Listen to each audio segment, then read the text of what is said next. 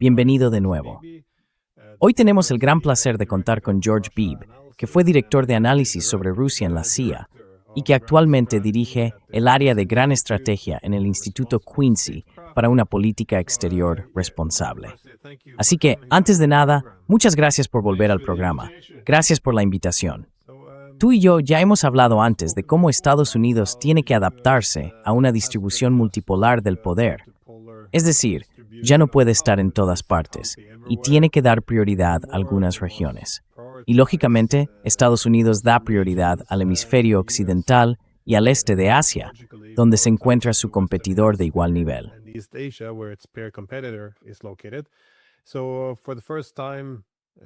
Así que, por primera vez, Europa no es la primera prioridad. De hecho, parece que está en un distante tercer lugar, y eso obliga a Estados Unidos a girar su atención fuera de Europa, independientemente de quién sea el presidente. Creo que es una tendencia que podemos esperar que continúe incluso después de Trump. Pero tú escribiste recientemente un artículo sobre por qué retirar las tropas de Alemania tiene sentido. Sin embargo, puede tener consecuencias imprevistas, o también algunas bastante previsibles. ¿Cómo valoras esta situación? Porque todo esto ha llegado un poco de repente, la forma en que Estados Unidos está retirando parte de sus tropas de Alemania.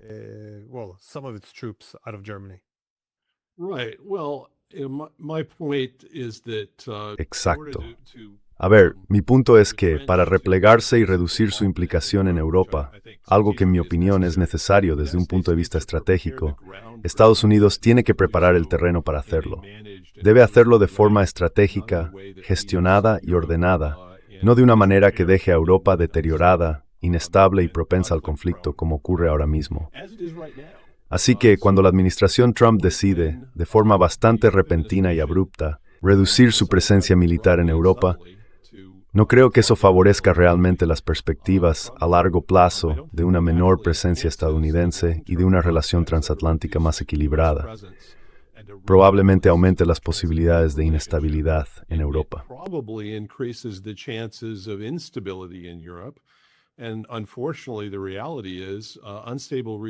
Y por desgracia, la realidad es que las regiones inestables tienden a atraer a Estados Unidos y hacen muy difícil que pueda desvincularse.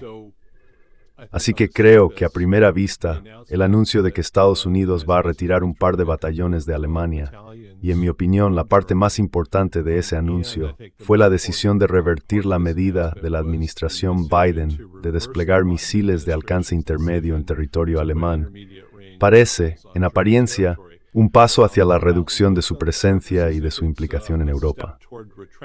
Me temo que en realidad va a acabar siendo un paso hacia una mayor inestabilidad y, por tanto, hacia una situación mucho más complicada para ambas partes de la relación transatlántica.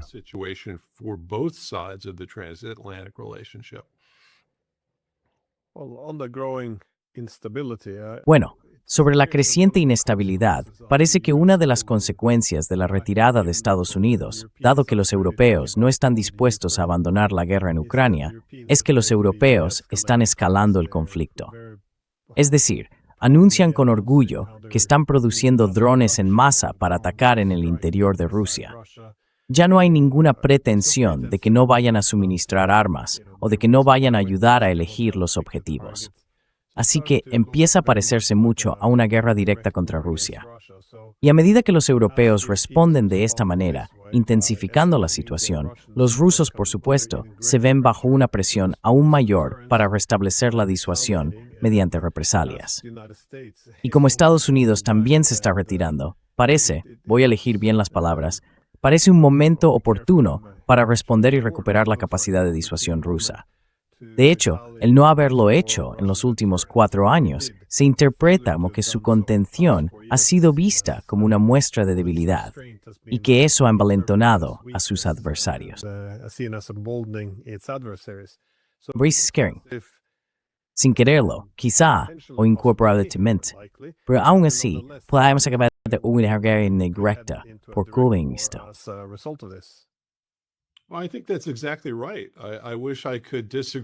Bueno, creo que eso es exactamente así. Ojalá pudiera discrepar de tu análisis, pero me parece que tu razonamiento es difícil de rebatir. Y eso significa que nos dirigimos hacia un periodo muy inestable y propenso a las crisis.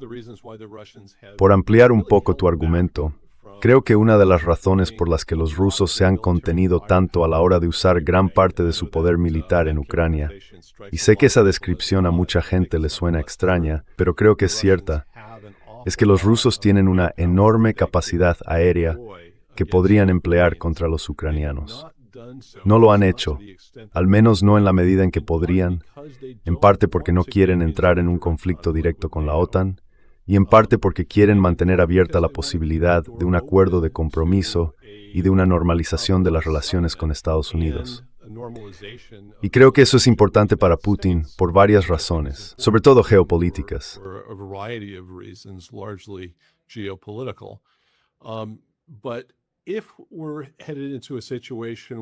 Pero si nos dirigimos a una situación en la que Putin llega a la conclusión de que la normalización de las relaciones con Estados Unidos simplemente no va a ocurrir, que no está sobre la mesa, y que la administración Trump no es capaz de lograr esa normalización, bueno, no creo que haya llegado del todo a ese punto todavía. Creo que aún no ha perdido la esperanza de que pueda haber una normalización de las relaciones entre Estados Unidos y Rusia. Pero si llegara a pensar que Trump es demasiado débil, que está políticamente dañado, tanto por la guerra en Irán como por la situación interna, que además están relacionadas, podría perfectamente concluir que Trump no tiene la fuerza suficiente para impulsar una normalización de las relaciones en un Washington que en general sigue siendo muy hostil hacia Rusia.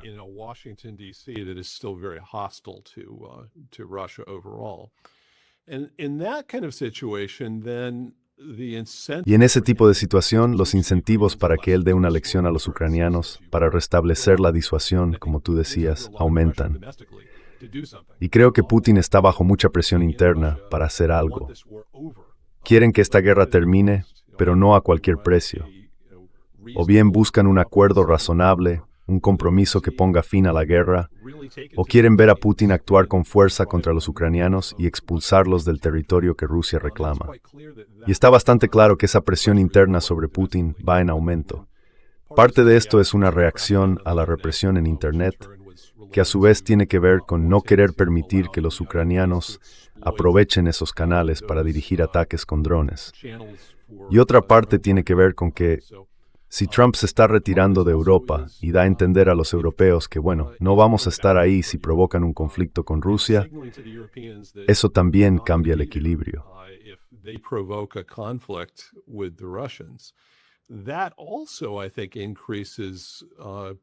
Creo que eso también aumenta los incentivos de Putin para hacer algo bastante decisivo, quizá incluso contra los propios europeos, aunque no creo que empiece por ahí.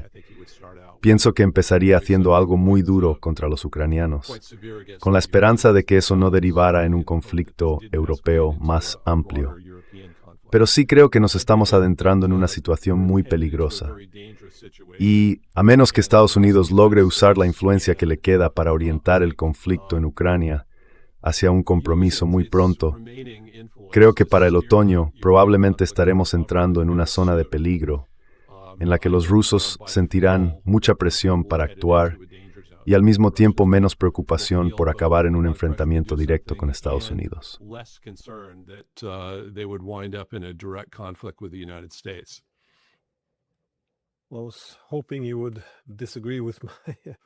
Esperaba que no estuvieras de acuerdo con mi visión pesimista, pero parece que sí hay un movimiento hacia la guerra, algo que en el fondo nadie querría.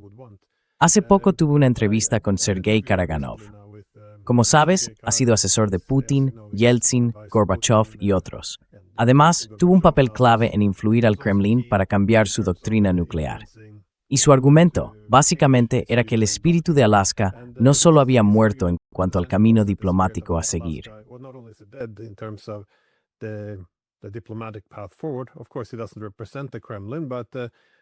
Por supuesto, él no representa al Kremlin, pero aún así dejó claro que, en su opinión, hay que golpear a los europeos, porque considera que esta es una guerra en la que Occidente lucha contra Rusia utilizando a los ucranianos. Y por eso, al principio, hablaba de hacer algo como un ataque tipo Oreshnik contra Alemania o algo parecido, pero tampoco descartaba el uso de un arma nuclear táctica contra Alemania, básicamente para castigar a los europeos. Y de nuevo, su argumento era que hace solo 2 años esa postura representaba una voz minoritaria, cuando él impulsaba el cambio en la doctrina nuclear.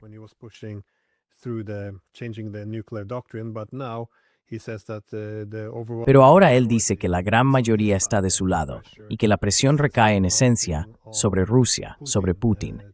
No para que se alinee, sino para que empiece a adoptar una postura más dura, como tú señalabas. Pero ¿cómo ves tú la escalada en este punto?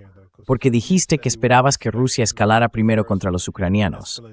Y anoche no pude evitar fijarme en que los rusos usaron unas 1.600 aeronaves no tripuladas y misiles, lo que supone, con diferencia, un nuevo récord en esta guerra. Pero, ¿cómo irían contra los europeos? ¿Lo harían con algún tipo de ambigüedad estratégica para poder negarlo o irían directamente y lo reivindicarían? Es decir, ¿cómo crees que van a actuar a partir de ahora? How do you see them going forward? Well, I think step one would be something much Bueno, more, creo que el primer paso sería algo mucho más destructivo contra los ucranianos. one of the things that I think Y una de las cosas que, en mi opinión, Putin ha querido sostener es que lo que el ejército ruso está haciendo en el Donbass es liberar regiones del supuesto dominio fascista y neonazi que, según los rusos, impone Kiev. Pero cuando hablas de liberación, eso también implica que no quieres dejar tras de ti una destrucción total. No quieren convertir en escombros las ciudades fortificadas que los ucranianos controlan ahora en Donetsk. No puedes hacer eso y al mismo tiempo mantener que estás liberando a las poblaciones que viven allí. Pero a medida que aumenta la presión sobre Putin para que haga algo decisivo y recupere ese territorio ocupado por Ucrania, creo que el primer paso que daría sería usar el poder aéreo de una forma mucho más destructiva y convertir esas ciudades fortificadas en ruinas. and turn those fortress cities into rubble. Now, at that point, the Russian En ese momento, las fuerzas terrestres rusas podrían ocupar esas zonas con bajas relativamente reducidas. Y los rusos podrían decir, vale, ahora tenemos el control militar del territorio que reclamamos en el Donbass. En ese punto, Rusia tendría que tomar una decisión.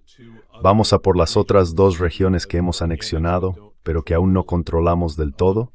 ¿O decimos entonces que imponemos un alto el fuego unilateral, nos atrincheramos y, sin llegar a cerrar la guerra con un acuerdo de paz completo con los ucranianos, garantizamos que el resto de Ucrania no pueda reconstruirse sin hacer conciencia a las exigencias rusas?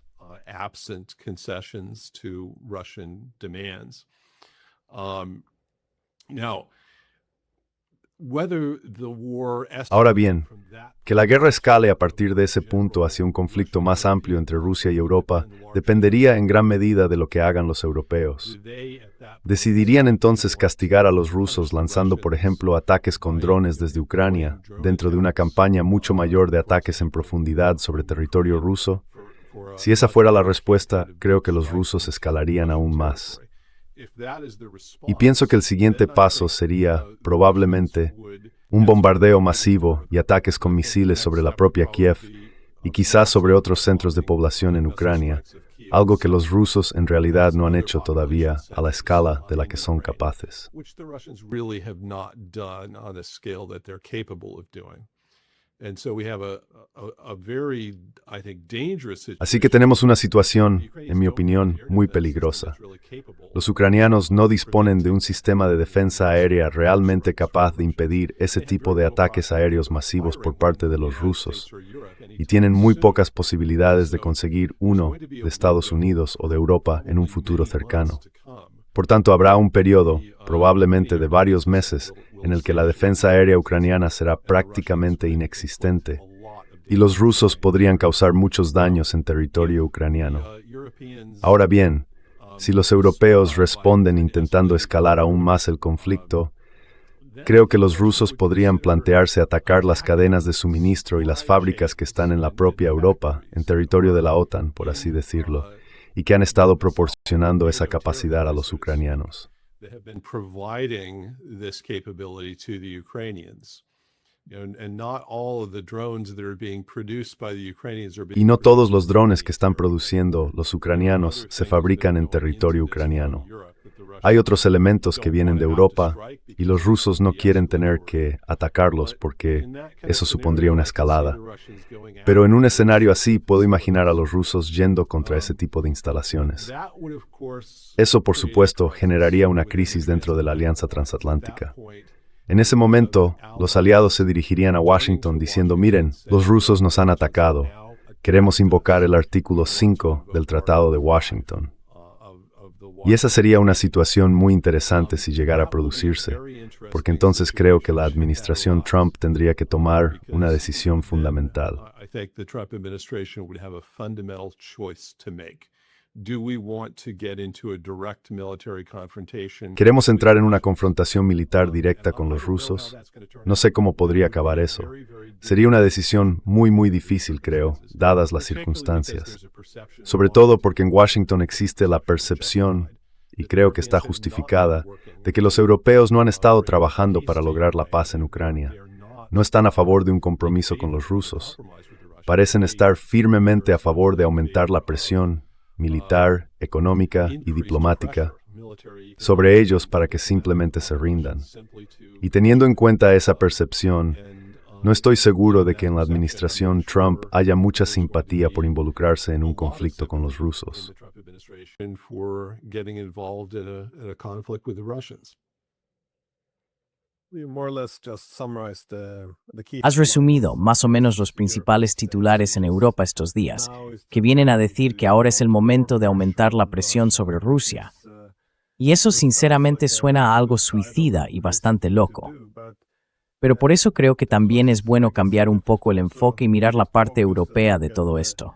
European part of Porque this si pensamos en el question. futuro de Europa, I mean, when no we look parece at the future of precisamente Europe, muy it doesn't prometedor. necessarily look very Se bright, pueden medir but muchos you can indicadores de measure una many región en things declive, tanto en lo of a económico declining como en lo region in militar. terms of economy, Pero además, military, but cuando un país also entra en when you decadencia, see countries suele aparecer decline, la you also inestabilidad see política political y un cambio instability profundo en la and forma de pensar. very changing Y tengo la mindsets. impresión de que nuestros líderes en I get the Europa se impression están our volviendo leaders in mucho más Europe are radicales. becoming Hay much una more especie de radical obsesión con llevar la towards guerra al territorio ruso, this sin obsession reconocer que making los rusos war podrían Russian responder del mismo territory modo. without recognizing that the Russian could respond in kind.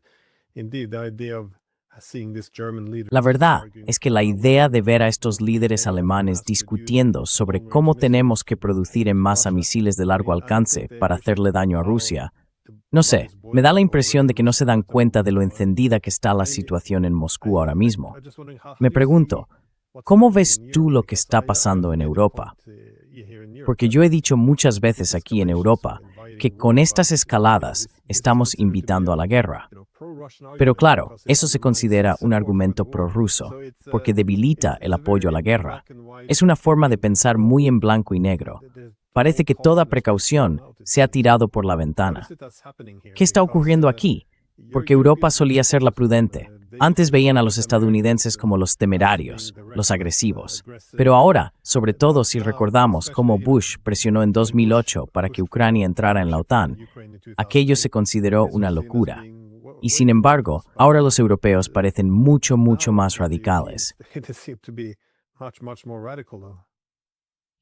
Well, I think that's right, and I'm not sure I can offer Bueno, you a very creo que eso es logical cierto. explanation. Y no estoy seguro de poder darte una explicación muy lógica de lo que está pasando en la forma de There seems pensar to me to be europea. some sort of mindset Me da la that impresión de que hay un problema de mentalidad. a mass hypnosis Es casi where como una especie de hipnosis simply colectiva, believe that en la que la gente simplemente cree que la única manera de tratar con Rusia es con más presión, más disuasión. Y la idea de implicarse diplomáticamente con Rusia, de intentar reducir las amenazas y disminuir la posibilidad de conflicto o de crisis, resulta sencillamente inaceptable, creo yo, para la mayoría de los europeos en este momento. Y me parece un gran error. Es una forma de pensar muy peligrosa para afrontar esta situación. Aumenta las probabilidades de una escalada y de un conflicto. No voy a decir que no haga falta cierto grado de disuasión. Creo que sí. Eso tiene que formar parte de la ecuación.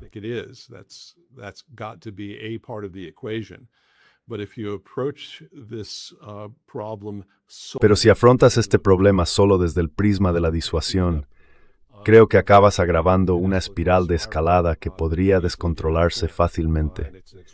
Y es una forma extremadamente peligrosa de abordar la situación.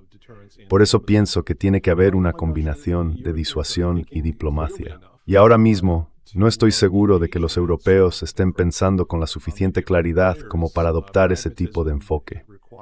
Hace falta pragmatismo. Hace falta mantener la cabeza fría y tener la confianza suficiente para poder dialogar con los rusos de manera constructiva, sin que eso ponga en riesgo la unidad y la estabilidad de la propia Europa. Y veo mucho miedo en Europa. Miedo a que incluso si simplemente aceptan hablar con los rusos, ese mismo gesto de diálogo pueda resultar desestabilizador dentro del continente. Y creo que esa es una forma peligrosa de enfocar las cosas.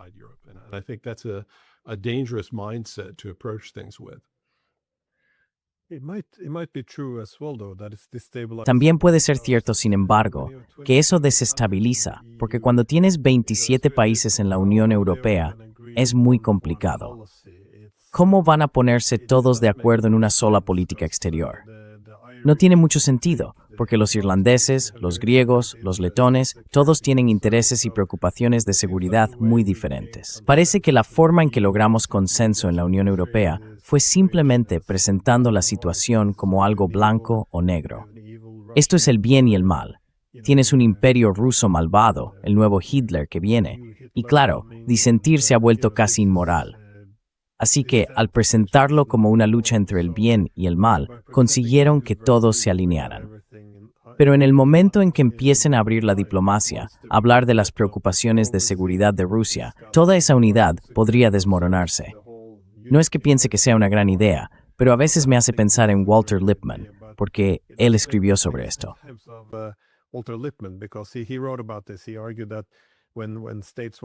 Él decía que cuando los estados quieren movilizar a la población para la guerra, es habitual presentar todo como una lucha entre el bien y el mal. Pero cuando llega el momento de hacer la paz, esa misma propaganda deja de funcionar, y entonces una paz viable ya no es posible, porque no se puede llegar a acuerdos con el mal. Y me pregunto si es ahí donde estamos ahora, porque hemos construido gran parte de nuestro relato sobre la idea de que esta fue una guerra no provocada, una invasión no provocada. Eso significa que cualquier concesión a los rusos se interpreta como apaciguamiento y como una forma de darles más fuerza. Además, hemos puesto en puestos clave a personas como Kaja Kallas, alguien que hablaba abiertamente de dividir Rusia en varias partes. No podemos hablar con los rusos. Hemos dejado que algunas de las personas más extremas lideren la Unión Europea. Y ahora que ha llegado el momento de hacer la paz, ¿qué se puede hacer? ¿Cómo ves tú que esos relatos nos estén atrapando en esta situación?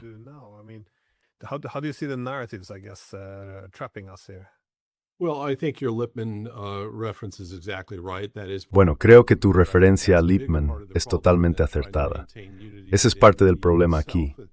Diría que es una parte más importante del problema que el intento de mantener la unidad dentro de la propia Unión Europea.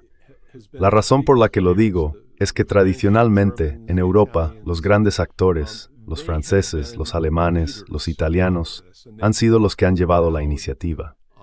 Y no han permitido que los compromisos fundamentales con otras grandes potencias quedaran bloqueados por el consenso de los países más pequeños. Pero esta vez no están haciendo eso. De hecho, si miras a Alemania y Francia, no están presionando realmente para implicarse con Rusia. Creo que apenas estamos empezando a oír hablar de la posibilidad de hablar. Ya sabes, quizá deberíamos empezar a dialogar con los rusos, pero esto está todavía en una fase muy inicial. Y podrá aseverar Persling el impulso detrás de esa lista. There's not a lot of momentum behind this right now. And if that momentum is going to come, it's not going to come from the Estonians. Y si ese impulso llega, no va a venir de los estonios ni de los polacos. Va a venir de los grandes pesos pesados de Europa. Y ahora mismo no hay mucho empuje detrás de esas llamadas. Además, creo que si miramos al Reino Unido, ya no forma parte de la Unión Europea. No está sujeto a ese requisito de consenso en la política exterior y de seguridad común de la UE. Así que la idea de que tengan que ser cuidadosos para mantener el consenso dentro de Europa no se aplica. Y no se ve a los británicos presionando realmente por un acercamiento con los rusos. Más bien al contrario, diría yo. Los británicos están entre los más firmemente opuestos a entablar relaciones diplomáticas con Rusia en todo este asunto. Eso me lleva a pensar que esto tiene mucho más que ver con una cuestión de mentalidad que con un problema de normas o de consenso dentro de la Unión Europea.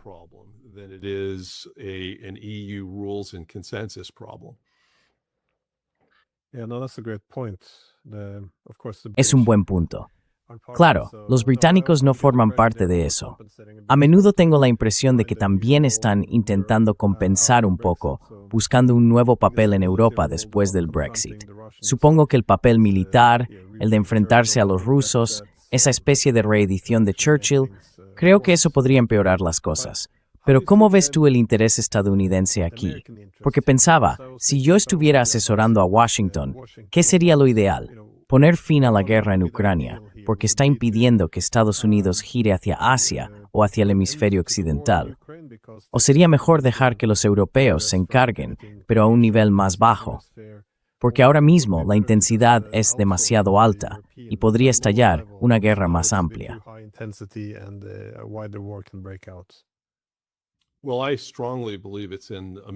Creo firmemente que es del interés de Estados Unidos impulsar un acuerdo de compromiso para poner fin a la guerra en Ucrania. Si no lo hacemos, y en la práctica dejamos este conflicto en manos de Europa reduciendo la implicación estadounidense, creo que las posibilidades de que se produzca una escalada hacia un conflicto extremadamente destructivo entre Europa y Rusia aumentan enormemente. Y no creo que eso sea en absoluto del interés de Estados Unidos. Además, la continuación de un conflicto más amplio entre Europa y Rusia, incluso si no se agrava peligrosamente, solo anima a los rusos a estrechar aún más su relación con China. Y tampoco creo que eso sea bueno para los intereses de Estados Unidos.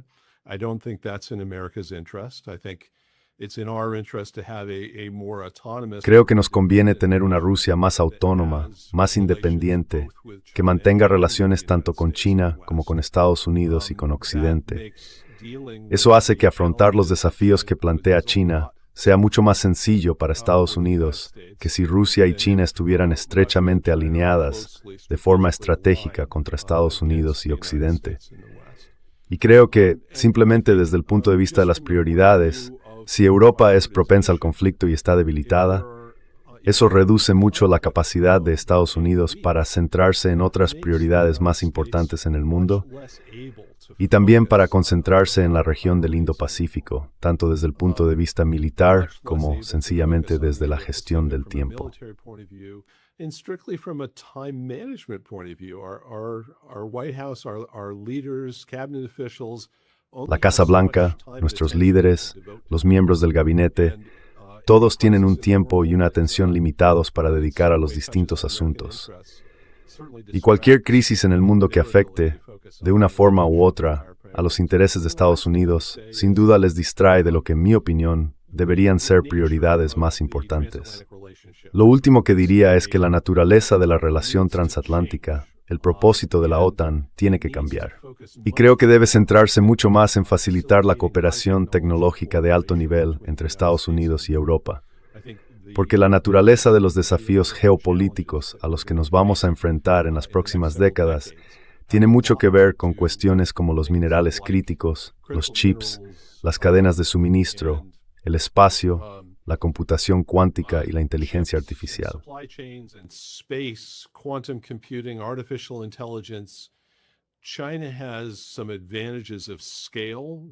China tiene algunas ventajas de escala que está aprovechando en esta competencia. Estados Unidos, trabajando junto con sus aliados europeos, puede ayudar a mitigar parte de esas ventajas de escala que tiene China, y creo que eso puede impulsar tecnológicamente a todos los países occidentales. Pienso que podría traer más prosperidad a Europa, más crecimiento económico, algo que Europa necesita con urgencia en este momento. Así que, si Europa se mantiene en un conflicto permanente, ese tipo de cooperación se vuelve mucho menos posible con el tiempo. Por eso, estoy firmemente convencido de que Estados Unidos debe llevar este conflicto en Ucrania hacia un acuerdo de compromiso para facilitar todo esto que considero estratégicamente vital.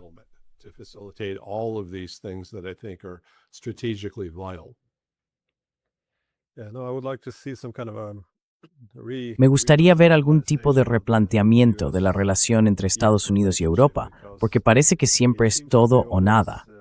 Y siendo sincero, eso también forma parte bastante de la mentalidad europea. Es decir, o no pueden imaginar vivir sin Estados Unidos, y todo tiene que subordinarse a eso, o se vuelven ferozmente antiamericanos. Así que no parece. Da la impresión de que el objetivo debería ser redefinir la relación para una era multipolar, en la que Estados Unidos ya no pueda estar tan presente como antes, pero siga buscando ciertos beneficios de una asociación que ha durado todo este tiempo.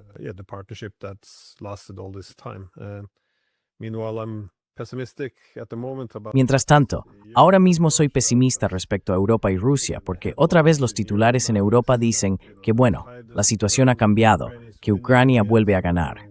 Así que, por lo visto, estamos volviendo a eso. La razón por la que los rusos no tenían armamento pesado el 9 de mayo no fue para evitar un ataque durante el desfile, sino por debilidad, porque simplemente no tenían. Y por supuesto, Putin, aparentemente, väljer en brändelse med förfötter. Así que tser yudi, en så ofta berth en ratuli, en en borg sipto. Narratives to build up support for war, it seems. Meanwhile, Creo que eso es un caso de creerse tu propia propaganda, y eso es algo muy... very much so. Sí, thou. Como siempre, minutasimas guys por desfring. Taking the time. Un placer, gracias.